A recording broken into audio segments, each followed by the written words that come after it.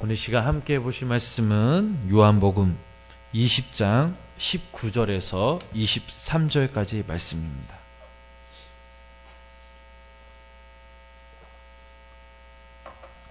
요한복음 20장 19절에서 23절까지의 말씀을 우리 다 같이 함께 합독하시겠습니다.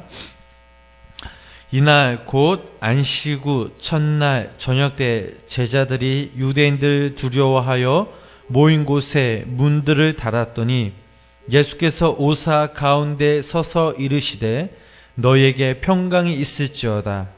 이 말씀을 하시고 손과 옆구리를 보이시니 제자들이 주를 보고 기뻐하더라. 예수께서 또 이르시되 너희에게 평강이 있을지어다. 아버지께서 나를 보내신 것 같이 나도 너희를 보내노라. 이 말씀을 하시고 그들을 향하사 숨을 내쉬며 이르시되 성령을 받으라. 너희가 누구의 죄든지 사하면 사하여 질 것이요 누구의 죄든지 그대로 두면 그대로 있으리라 하시니라. 아멘. 매일매일 새벽 제단을 쌓는 우리 귀한 성도님들을 사랑하며 축복합니다. 올 한 해도 하나님께서 우리 성도님들의 기도를 들으시고 우리 성도님들 삶 가운데 하나님의 은혜와 사랑이 더욱더 간절히 임하시길 주님의 이름으로 간절히 축원합니다. 계속해서 요한복음 말씀을 가지고 함께 은혜를 나누고 있습니다. 지난 시간 우리가 함께 나눴던 말씀을 되새겨보자면 예수님을 진정 사랑했던 마리아는 예수님의 그 시신에 향품을 발라드리기 위해 예수님의 무덤을 찾아갔습니다. 예수님의 그 무덤 안에서 두 천사를 보았고 또 그곳에서 부활하신 예수님을 만났습니다. 예수님과의 대화가 끝난 후 막달라 마리아는 제자들을 찾아가 내가 주님을 보았습니다. 주님이 이렇게 말씀하셨습니다. 라고 그들에게 전해주었습니다. 그 누구도 상상하지 못한 일들을 지금 막달라 마리아가 겪었던 것입니다. 마리아의 인생은 예수님으로 인해 변화되었고 그녀의 삶 자체는 부활과 또 복음의 증인으로서 많은 그리스도인들에게 중요한 본이 되기도 하였습니다. 오늘 본문 말씀, 우리 19절 말씀을 우리 다시 한번 우리가 함께 읽어보도록 하겠습니다.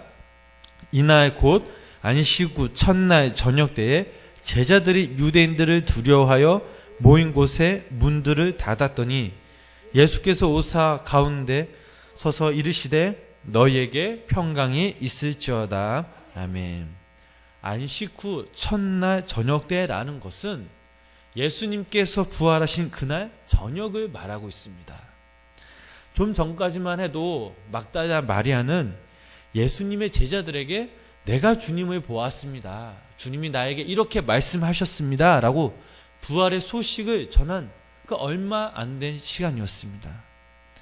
그렇다면 막달라 마리아가 부활하신 예수님을 만나고 또 예수님과 대화하는 그 시간 제자들은 어떤 모습이었습니까? 본문 19절 말씀을 하반절 말씀을 보니 제자들이 두려워하여 모인 곳에 문들을 닫았더니 라는 말씀을 보면 그들은 문을 잠그고 아무것도 안 하고 있었습니다. 유대인들이 두려워 모인 곳에 문을 단단히 잠근 상태에 불안에 떨고 있었습니다. 그렇다면 왜 예수님의 제자들은 유대인들이 문을 잠그고 불안했습니까? 그 이유는 예수님을 십자가에 못 박아 죽인 그 유대인들이 예수님의 제자였던 자기들에게도 위협을 가할까 불안에 떨고 있었기 때문입니다. 그들이 얼마나 불안했는지 말씀을 보니 문들을 닫고 있었다라고 표현하고 있습니다. 성경 원문에서 닫았다의 뜻은 단순히 문을 닫는 게 아니라 걸어 잠갔다라는 뜻을 가지고 있습니다. 하나의 문이 아닌 여러 개의 문들을 걸어 잠그고 있음을 나타내고 있습니다. 예수님의 제자들은 막달라 마리아로부터 예수님의 부활 소식을 들었지만 그럼에도 그들은 두려움에 불안감에 사로잡혀 있었습니다. 예수님의 제자들 그리고 마리아를 한번 생각해 보시기를 바랍니다. 지금 막달라 마리아는 예수님의 부활 소식을 들은 후 직접 목격한 후 예수님의 제자들에게 이 사실을 알며 너무나 기뻐하였습니다. 하지만 제자들은 마리아로부터 예수님의 부활 소식을 들었지만 그들은 별 다른 그 반응을 보이지 않았습니다. 그들은 분명 예수님의 제자였지만 3년 동안 예수님과 함께 살았지만 그들은 예수님의 그 부활 소식을 믿지 못했습니다. 여기서 중요한 것은 예수님의 제자라는 호칭이 중요한 게 아니라는 사실입니다. 과거에 마리아가 어떤 모습을 갖고 살았는지 중요한 것이 아닙니다. 지금 부활하신 예수님을 내가 만났느냐 혹은 그 사실을 믿느냐가 중요합니다. 이보다 중요한 사실은 예수님이 내 안에 거하느냐 이것을 생각해 볼 때 있느냐 없느냐 그 차이는 엄청난 차이를 보여주고 있습니다. 제자들이 잠궜던 문은 그냥 일반 문들이 아니었습니다. 그들이 잠궜던 문은 그들의 마음의 문까지 잠궜습니다.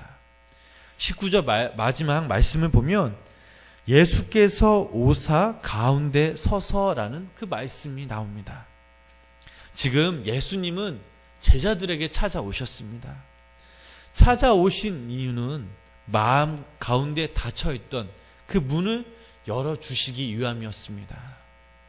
예수님이 찾아오실 때 닫힌 문을 열어달라고 두드리지 않으셨습니다.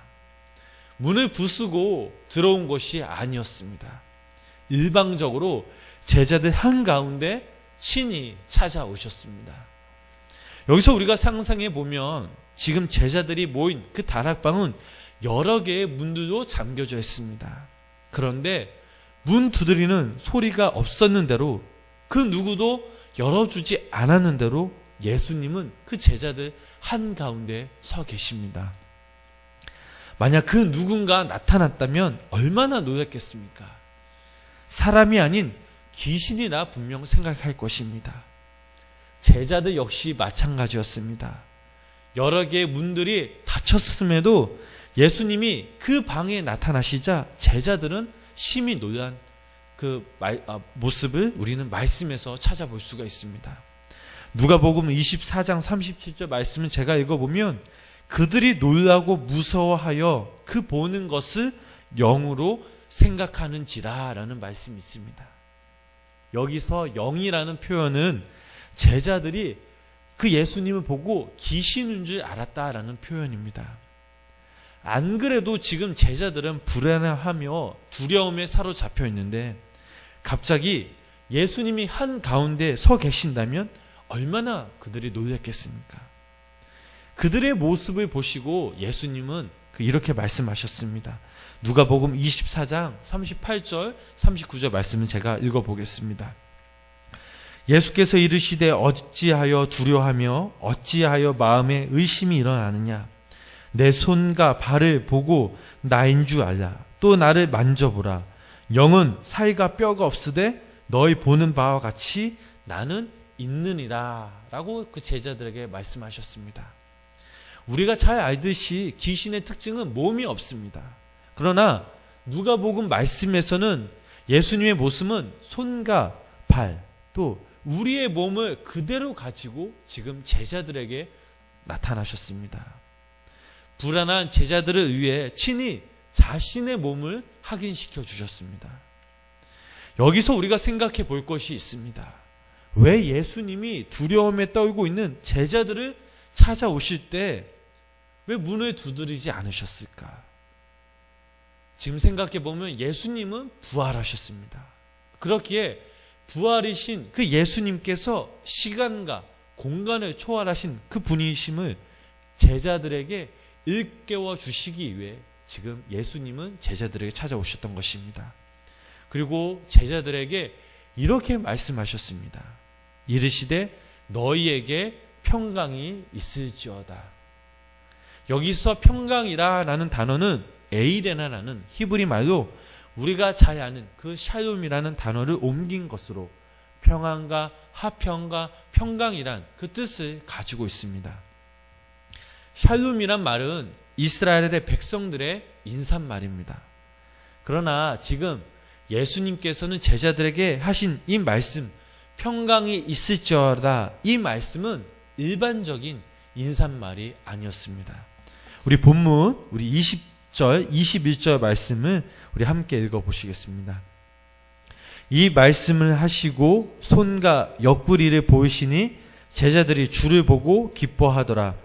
예수께서 또 이르시되 너희에게 평강이 있을지어다. 아버지께서 나를 보내신 것 같이 나도 너희를 보내노라. 아멘. 예수님은 제자들에게 평강이 있을지어다 라고 말씀하신 후 제자들에게 당신의 손과 옆구리를 보여주셨습니다. 예수님의 몸을 확인한 그 제자들은 진짜 예수님이 부활하심을 믿고 너무나 기뻐하였습니다. 그런데 예수님의 기뻐하는 그 제자들에게 또 다시 평강이 있을지어다 라고 말씀하셨습니다.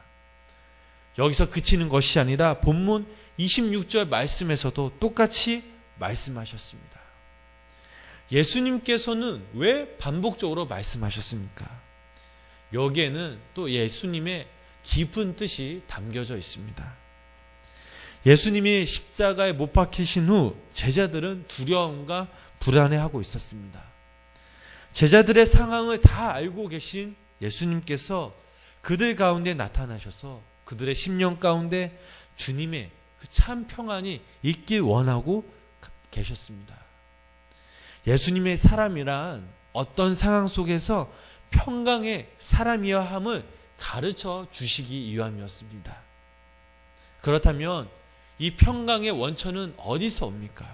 바로 부활이신 예수님, 성자 하나님 예수님에서 오고 있음을 알 수가 있습니다. 이것은 제자들에게만 국한된 것이 아니라 여기 모인 우리 성도님들에게도 해당된다라는 사실입니다. 예수님은 분명 시간과 공간을 초월하시는 분이시기에 그 당시 제자들에게도 지금 우리들에게도 임하고 계심을 믿으시기를 바랍니다. 사랑하는 성도님 여러분, 제자들은 부활의 예수님을 만나기 전 두려움에서 헤어날 수 없었습니다. 그들에게는 진정 아무런 소망이 없었습니다. 오직 불안감 또 슬픔은 그들을 짓누르고 있었습니다. 그런데 갑자기 십자가의 죽음을 이기시고 부활하신 그 예수님께서 그들이 머무는 다락방 한가운데 나타나셨습니다. 제자들은 처음에 예수님을 몰라봤습니다. 귀신인 줄 알았습니다. 이런 제자들에게 예수님은 평강이 너희에게 있을지어다 라고 그들을 위로하시며 말씀해 주셨습니다. 제자들이 진정 예수님을 만났을 때 그 기쁨은 말로 표현할 수가 없었습니다. 예수님의 평강이 그들을 지배하기 시작하셨습니다. 이렇게 부활의 예수님을 만난 인생과 그렇지 못한 인생은 엄청난 차이가 있음을 오늘 본문 말씀을 통해 우리는 다시 한번 깨닫게 됩니다. 그러므로 인생에 있어 가장 중요한 것은 우리가 부활의 주님을 만나야 된다라는 사실입니다. 부활의 주님은 진정 주님을 찾는 자들에게 친히 찾아오십니다. 새해가 시작된 지 얼마 안 되었습니다. 우리 여기 계신 우리 성도님들이 날마다 주님을 찾으심으로 또 부활의 주님을 만나심으로 올 한 해 우리 성도님들 가정 가운데 삶 가운데 주님의 평강이 기쁨이 흘러 넘쳐나시기를 주님의 이름으로 간절히 축원합니다. 기도하시겠습니다.